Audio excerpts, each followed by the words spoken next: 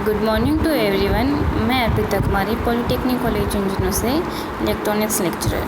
आज हम पढ़ेंगे थर्ड ईयर के सब्जेक्ट इलेक्ट्रॉनिक सर्किट, जिसके अंदर हम चैप्टर लेते हैं मल्टी स्टेज ट्रांजिस्टर एम्पलीफायर। ये आप सब लोगों ने सेकेंड ईयर में पढ़ा है कि ट्रांजिस्टर एज ए स्विच भी काम करता है, ट्रांजिस्टर एज ए एम्पलीफायर भी काम करता है। यहाँ पे हम पढ़ेंगे मल्टी स्टेज ट्रांजिस्टर एम्पलीफायर। इसका मतलब समझते हैं कि मल्टी का मतलब एक से अधिक स्टेज होंगी उसके अंदर, और ट्रांजिस्टर एज ए एम्पलीफायर काम करता है। तो कोई भी ऐसा ट्रांजिस्टर सर्किट जिसके अंदर एक से अधिक एम्पलीफिकेशन स्टेज लगी हुई हो, उसको हम ट्रांजिस्टर एम्पलीफायर कहते हैं। अब हम देखते हैं कि एक से अधिक स्टेज मतलब, देखो इस सर्किट डायग्राम में हम देखते हैं तो फर्स्ट स्टेज है, सेकंड स्टेज है और थर्ड स्टेज है।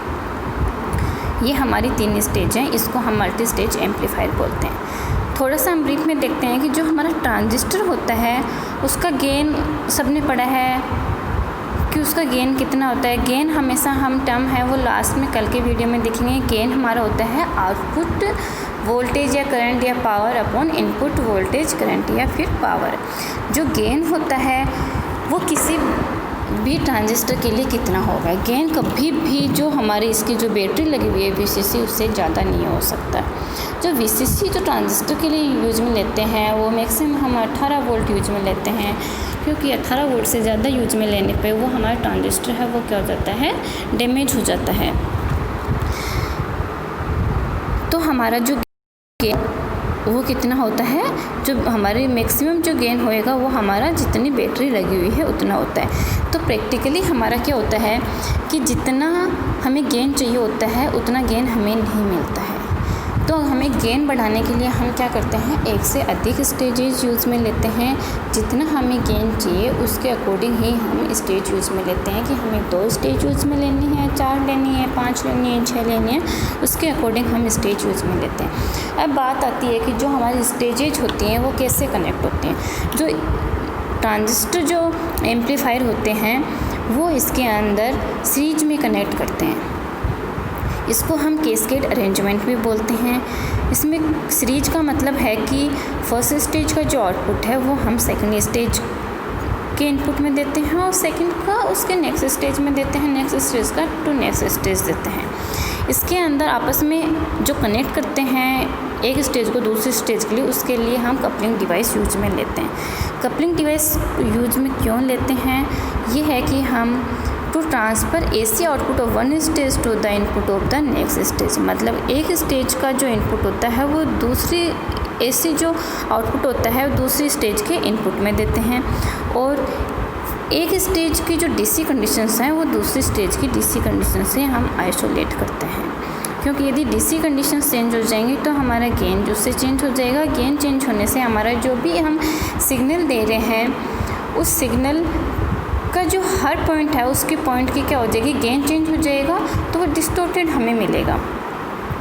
एम्पलीफायर होता है, एम्पलीफायर का तुम्हें पता ही है कि वो जो सिग्नल होएगा उसके एम्पलीट्यूड को इंक्रीज करेगा, उसकी साइज में चेंज नहीं करेगा, उसकी शेप में चेंज नहीं होएगी, केवल उसका एम्पलीट्यूड बढ़ेगा, उसकी फ्रिक्वेंसी भी चेंज नहीं होती है, शेप कभी भी चेंज नहीं होती। इनपुट में यदि साइनोसॉइडल सिग्नल दिया तो आउटपुट में हमें साइनोसॉइडल सिग्नल ही मिलता है। स्क्वायर वेव दी तो हमें स्क्वायर वेव ही मिलती है, लेकिन उसके अंदर क्या होता है, शेप में चेंज नहीं आती है, केवल उसका एम्पलीट्यूड चेंज होता है, उसकी फ्रिक्वेंसी भी चेंज नहीं होती है इनपुट सिग्नल की। यहाँ पर हम ब्लॉक डायग्राम देखते हैं। ब्लॉक डायग्राम है यहाँ पर 3 स्टेज का हम ब्लॉक डायग्राम देखते हैं। Simple first stage, second stage, third stage, इनको आपस में हमने कपलिंग डिवाइस से कनेक्ट किया गया है। फर्स्ट स्टेज है उसके अंदर हम ट्रांजिस्टर एज एम्पलीफायर यूज में लेते हैं और उसकी सर्किटरी होती है, और नेक्स्ट स्टेज भी सेम होती है और उसे नेक्स्ट भी, और हम ये डिफरेंट भी ले सकते हैं आपस में स्टेजेज, और उसको हम कपलिंग डिवाइस से हम कनेक्ट करते हैं। जो भी हम कपलिंग डिवाइस यूज में लेते हैं उसके अकॉर्डिंग हमने क्या दिया गया है, इसको नाम दिया गया है कि एम्पलीफायर को।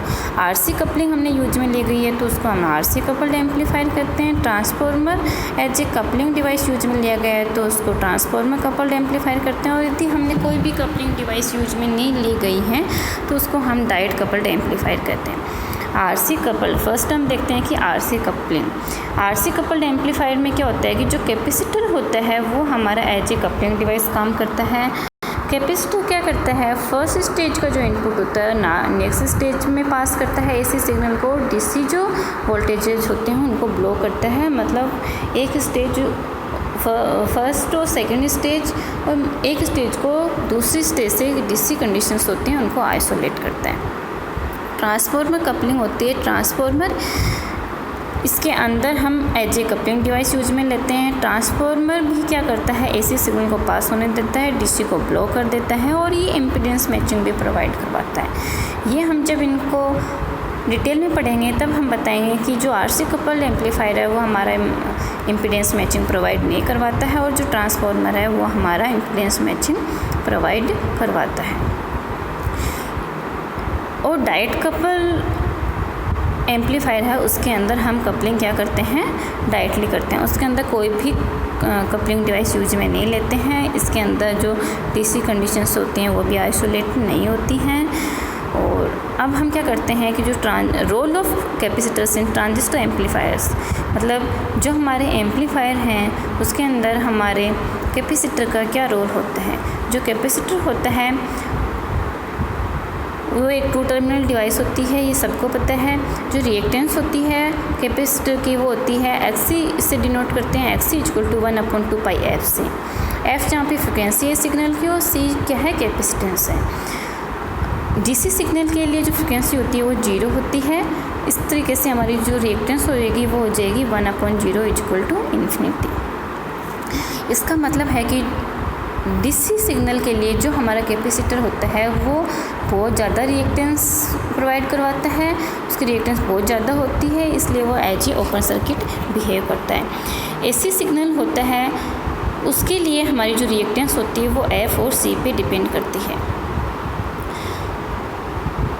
जो हमारे प्रैक्टिकली जो हम ट्रांजिस्टर सर्किट यूज में लेते हैं उसमें जो साइज होती है कैपेसिटर की वो हम इस तरीके से सिलेक्ट करते हैं कि वो रिएक्टेंस नेग्लिजिबल शो करे, ऑफर करे वहाँ पे।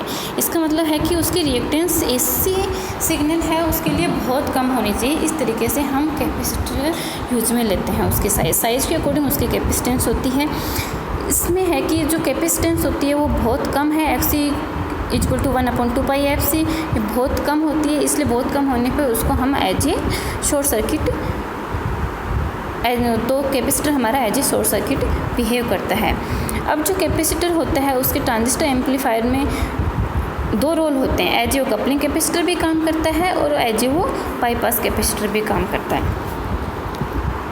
जो हमारा कपलिंग कैपेसिटर है, मल्टी स्टेज जो एम्पलीफायर है उसके अंदर क्या है हमारी, जैसे यहाँ पे है कि 3 स्टेज हमने यूज में ली गई हैं। फर्स्ट स्टेज है, सेकंड स्टेज है, थर्ड स्टेज है। इसके अंदर हमने जो कैपेसिटर यूज में लिए गए हैं coupling capacitors CC1, CC2, CC3, CC4 हैं।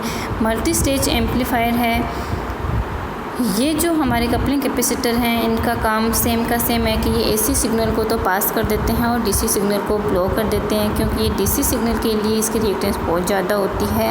इस तरीके से as a open circuit behave करते हैं और डीसी सिग्नल को ब्लो कर देते हैं एक स्टेज से दूसरे स्टेज को, और एसी सिग्नल को हमारे क्या करते हैं, ये पास होने देते हैं। क्योंकि एसी सिग्नल के लिए जो कैपेसिटेंस है वो इस तरीके से सिलेक्ट करी गई है कि उसके लिए जो रिएक्टेंस हो वो कम से कम हो और एज ए वो शॉर्ट सर्किट बिहेव करे और उस एसी सिग्नल को पास होने दें। जो बाईपास कैपेसिटर होता है, जो इमीटर रेजिस्टेंस है उसके पैरेलल में हमने क्या किया है, एक कैपेसिटर यूज में लिया गया है जो कि हमारा बाईपास कैपेसिटर है। कपलिंग कैपेसिटर की तरह है, बाईपास कैपेसिटर के भी दोनों ही काम होते हैं कि वो एक डीसी सिग्नल को तो क्या करता है, ब्लॉक कर देता है और एसी सिग्नल को पास होने देता है। ये हमारे एसी सिग्नल को तो डीसी सिग्नल को ब्लॉक कर देता है, इसलिए यहाँ पे इसका नाम बाईपास कैपेसिटर रखा गया है। जैसे ही हम यहाँ पे सी रिमूव कर देते हैं तो उसकी वजह से हमारे गेन पे इफ़ेक्ट पड़ता है, क्योंकि यदि जैसे ही हम ये इमीटर हम कॉमन एमिटर हमारा ये सर्किट है जिसके अंदर जैसे हम सी रिमूव करते हैं, सी रिमूव होने पे क्या होता है कि जब हम इसका एच पैरामीटर से एनालिसिस करते हैं, ऐसे एनालिसिस करते हैं, तब हमें पता चलता है कि इसका जो इनपुट जो रेजिस्टेंस है वो तो हमारा इंक्रीज हो जाता है, लेकिन ये सी नहीं होने से यहाँ पे इसका क्या हो जाता है, गेन कम हो जाता है। जैसे ही हमारा सी हम लगाते हैं तो ऐसे सिग्नल की वजह से ये as a short circuit behave करता है, तो हमारा इनपुट इम्पीडेंस तो कम हो जाता है, लेकिन जो हमारा गेन होता है वो क्या होता है, हमारा बढ़ जाता है। अब बात आती है कि जैसे ऐसे नॉर्मली हम बता रहे हैं कि जैसे यहाँ पे इसके 3 टर्मिनल होते हैं, ट्रांजिस्टर हमारा बेस है, कलेक्टर है, इमीटर है। आप लोग कैसे पता लगा पाओगे कि ये कॉमन इमीटर है, कॉमन बेस है, कॉमन कलेक्टर है? यहाँ पे 3 टर्मिनल हैं, तो एक टर्मिनल देखते हैं और दूसरे टर्मिनल पे हम क्या देखते हैं, आउटपुट देखते हैं। तो जो भी जो टर्मिनल बचा हुआ है वो हमारे एज ए कॉमन टर्मिनल होता है। जैसे यहाँ पे इनपुट हमने बेस पे दिया है, आउटपुट हम कलेक्टर पे देख रहे हैं, तो हमारा ये क्या हो गया, कॉमन इमीटर हो गया। इस तरीके से आज हमने क्या पढ़ा है कि इंट्रोडक्शन पढ़ा है कि हमारा मल्टी स्टेज एम्पलीफायर क्या होते हैं। मल्टी स्टेज एम्पलीफायर एक से अधिक स्टेजेज होते हैं, लेकिन उनको हम कैसे कनेक्ट करते हैं। कनेक्ट करने के लिए हम कपलिंग डिवाइस यूज में लेते हैं। कपलिंग डिवाइस के आधार पे हमने क्या है, इनको क्लासिफिकेशन किया गया है। फिर इसका जो रोल पढ़ा है कि हमने जो कैपेसिटर होते